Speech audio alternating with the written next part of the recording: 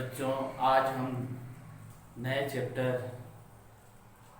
की शुरुआत करेंगे और उस नए चैप्टर में आज लोकतंत्र के विचार एवं विस्तार से संबंधित कुछ बातों पर चर्चा करेंगे।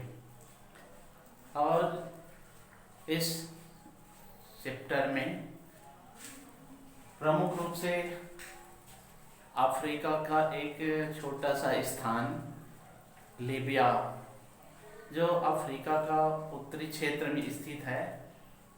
पिछले चैप्टर में आपको समझाया गया था कि लीबिया के बारे में बहुत सारी बातें। उसके आगे और चलते हैं कि लीबिया में किस प्रकार से शासन व्यवस्था संचालित था, वहाँ पर कर्नल गद्दाफी ने किस प्रकार से शासन व्यवस्था संचालित किया था। तो उसके बारे में कुछ महत्वपूर्ण बातें आज फिर जानने का प्रयास करेंगे। तो सबसे पहले यहाँ पर देखते हैं, वो पॉइंट है सैन्य शासन की निरंकुशता। गद्दाफी शासन बहुत सारे अच्छा कार्य तो किए, बहुत सारे निर्माण कार्य किए, लोगों की भलाई के लिए भी कार्य किए, लेकिन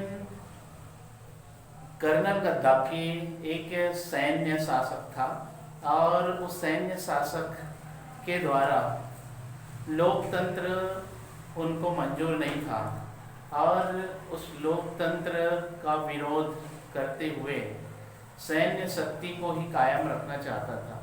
उनका अपना ही शासन स्थापित हो, यही उनकी एक प्रमुख प्राथमिकता रहती थी। कर्नल गद्दाफी के द्वारा किस प्रकार से निरंकुशता लोगों के प्रति बना रहता था।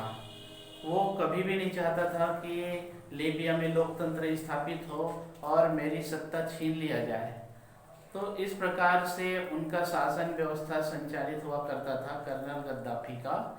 तो यहाँ पर पहला जो पॉइंट है सैन्य शासन की निरंकुशता। लीबिया में कर्नल गद्दाफी के द्वारा जो शासन व्यवस्था संचालित था, सैन्य या सैनिक शासन था। उसके अंतर्गत 2010 में ट्यूनेशिया के एक व्यापारी, उनको मार दिया गया, उनकी हत्या कर दिया गया और हत्या के विरोध में मिस्र, यमन, लीबिया और सीरिया, ऐसे बहुत सारे जो स्थानों पर एक विरोध प्रदर्शन होने लगा। विरोध इतना ज्वलंत रूप ले लिया कि वहाँ पर आसपास के जो देश उनको समर्थन लीबिया को देने लग गए और इनका जो उग्र आंदोलन जो हुआ उसको अरब बसंत के नाम से जाना जाता है। तो इस प्रकार से सैन्य शासन इस प्रकार से थी कि वहाँ पर किसी भी आंदोलनकारी या लोकतंत्र के लिए आवाज जो उठाया जाता था या किसी भी प्रकार का लीबिया में संगठन बनता था तो उस संगठन को कुचल दिया जाता था या उनको पकड़कर या उनको गिरफ्तार कर उनके को मौत के घाट उतार दिया जाता था। इस प्रकार से लीबिया का जो शासक कर्नल गद्दाफी के द्वारा अत्याचार किया जाता था। तो वहां पर गद्दाफी के द्वारा इस प्रकार से नीति उनकी थी।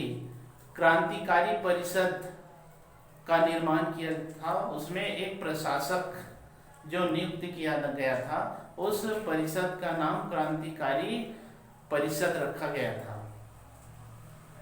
तो इस प्रकार से वहां पर लोगों के लिए कुछ भी भलाई का कार्य नहीं होता था, लोगों के लिए ध्यान नहीं दिया जाता था और वहां पर लोकतंत्र के खिलाफ कर्नल गद्दाफी का जो नीति जो बना था, लोगों को स्वतंत्र रहने की तो इजाजत थी, लेकिन कोई भी संगठन या कोई भी आंदोलन कर्नल गद्दाफी के विरुद्ध जब होता था तो उसको वो खत्म करने का या उनको कारावास या उनको मरवा दिया जाता था। तो इस प्रकार से वहाँ पर लीबिया में एक सैन्य शासक के द्वारा लोगों के प्रति एक निरंकुशता की भावना बनी हुई थी, जिसके कारण वहाँ के लोग बेचैनी महसूस करते थे और अपने अधिकारों के लिए वो या अपने हक के लिए वो वहाँ की जो जनता थी वो इच्छा जाहिर करती थी। तो इस प्रकार से लोकतंत्र की स्थापना या लोकतंत्र का जो विचार देखने को मिला। उसके बाद लोकतंत्र के लिए संघर्ष,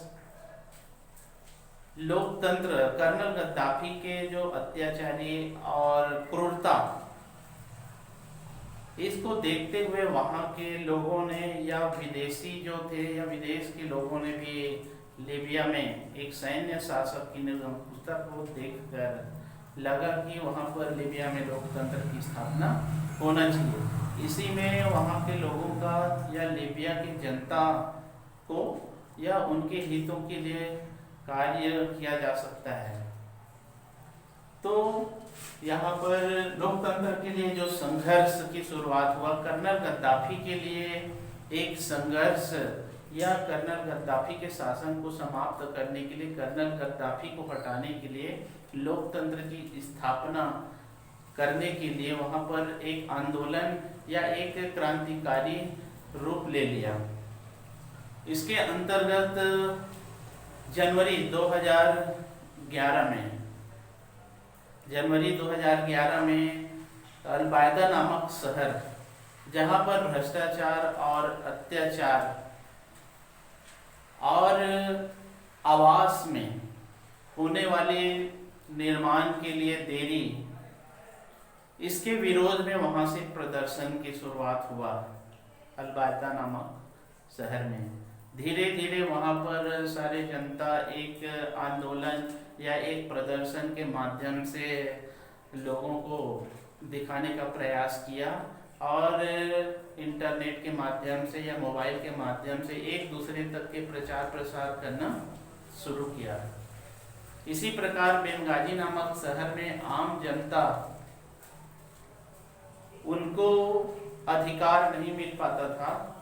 इसके विरोध में बेंगाजी में भी आंदोलन उग्र होने लगे और प्रदर्शनकारी जो थे वो भी आंदोलन के लिए समर्थन जुटाने लगे और कई स्थानों पर आंदोलन का विस्तार, अलग अलग जो स्थान थे, अलग अलग जो प्रांत थे, वहाँ पर अलग अलग तरीके से आंदोलन की शुरुआत किया गया और इससे बता दिया गया कि हम अब कर्नल गद्दाफी के विरुद्ध या सैन्य शासक जो है उनके विरुद्ध आंदोलन करेंगे और ये सारी बातों को हम अपने हक में लाने की कोशिश करेंगे।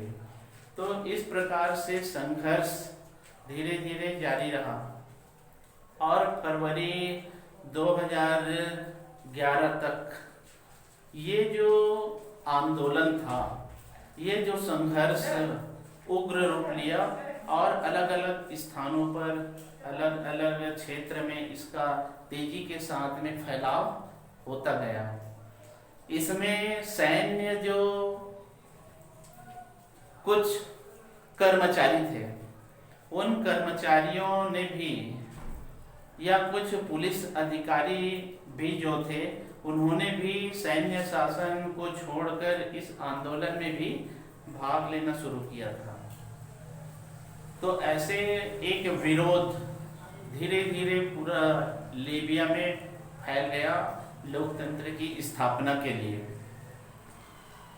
इसके बाद में लीबिया का जो कर्नल गद्दाफी के अत्याचार या शोषण को देखकर कई जो देश है वहाँ पर लोकतंत्र की स्थापना होना चाहिए और वहाँ की जनता के हितों की रक्षा होना चाहिए। कर्नल गद्दाफी की जो मनमानी है या सैन्य शक्ति है या उनके जो अत्याचार से मुक्ति दिलाने के लिए, जैसे कि फ्रांस है, ब्रिटेन है, ऐसे बहुत सारे जो राष्ट्र ने लीबिया को समर्थन दिया और वहाँ पर बहुत सारे जो हथियार या पैसे इन क्रांतिकारियों को भेजने के लिए तैयार हुए। कर्नल गद्दाफी के द्वारा हवाई फायर के द्वारा लोगों पर अत्याचार या उनको भगाने का या क्रांतिकारी जो है उनका दमन करने का प्रयास किया। संयुक्त राष्ट्र सुरक्षा परिषद ने ये बता दिया कि कोई भी लीबिया में हवाई फायर नहीं करेगा, लेकिन इस बात को भी लीबिया के जो शासक कर्नल गद्दाफी थे उन्होंने साफ मना कर दिया और लगातार उनका हवाई फायर शुरू रहा। इसको देखते हुए भी जो विदेशी राष्ट्र थे उन्होंने भी और क्रांतिकारियों ने भी हवाई फायर या हवाई जहाज के द्वारा युद्ध की शुरुआत कर दिया।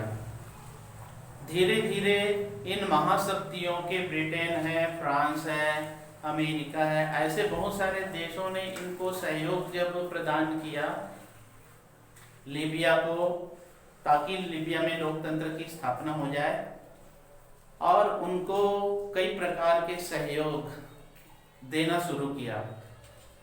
और इस सहयोग के आधार पर क्रांतिकारियों का मनोबल बढ़ा और वो क्रांतिकारी उग्र रूप लिए। और उसके बाद में कुछ समय के बाद में कर्नल गद्दाफी को पकड़ लिया गया और पकड़ने के बाद में उसको मौत के घाट उतार दिया गया।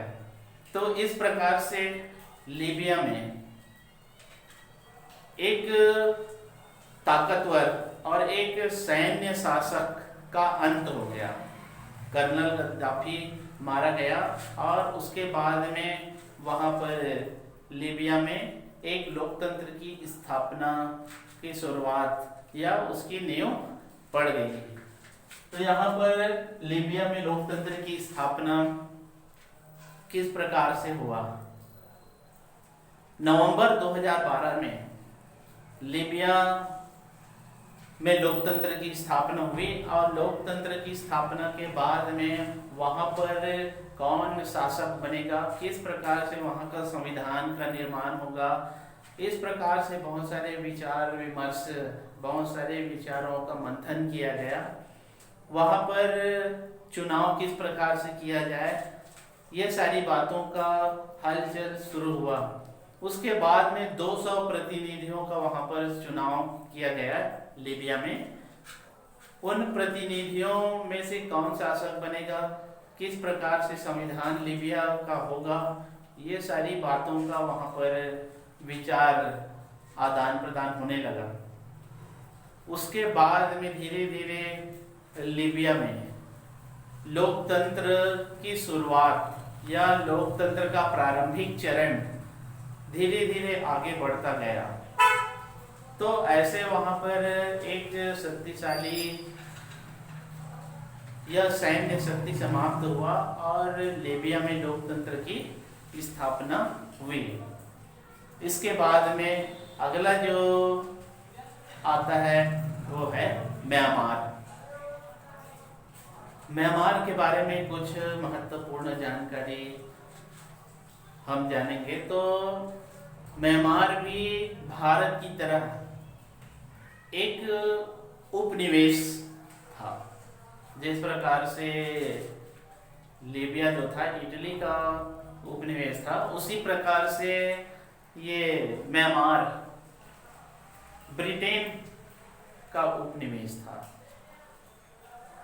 और वहाँ पर ब्रिटेन का आधिपत्य, ब्रिटेन का वहाँ पर अधिकार स्थापित, वहाँ का शासन व्यवस्था ब्रिटिश सरकार के अधीन था। जिस प्रकार से भारत स्वतंत्र हुआ सन 47 में, उसी प्रकार म्यांमार जो है भारत के स्वतंत्र होने के 5 महीने के बाद में म्यांमार ब्रिटेन से मुक्त हुआ। ब्रिटेन से मुक्त होने के बाद में म्यांमार में भी लोकतंत्र की स्थापना हुई। और जब म्यांमार स्वतंत्र हुआ तो वहां पर भी वही स्थिति आई कि कौन शासक बनेगा, किस प्रकार से संविधान का निर्माण होगा, कैसे संचालन किया जाएगा, कौन वहां पर मुख्य प्रशासक होगा, ये बहुत सारी बातें म्यांमार में उथल पुथल हो रही थी। तो इस प्रकार से म्यांमार एक कृषि प्रधान देश हुआ करता था। चावल की खेती और कई प्रकार के जैसे कि खनिज है, हीरा वगैरह है, ऐसे बहुत सारे खनिज पदार्थ भी वहां पर मिलते थे। तो म्यांमार भी एक उपनिवेश राष्ट्र था और उसकी शासन व्यवस्था किस प्रकार से होनी चाहिए, इस पर स्वतंत्र होने के बाद में बहुत सारी बातों पर वहाँ के नेताओं ने विचार मंथन किया। तो इस प्रकार से म्यांमार के बारे में कुछ जानकारियाँ या उसकी भूमिका, इसके बारे में बाद में फिर म्यांमार में शासन व्यवस्था किस प्रकार से हुआ, वहाँ पर कौन शासन किया, ये सारी बातों पर चर्चा अगले भाग में हम लोग करेंगे। धन्यवाद।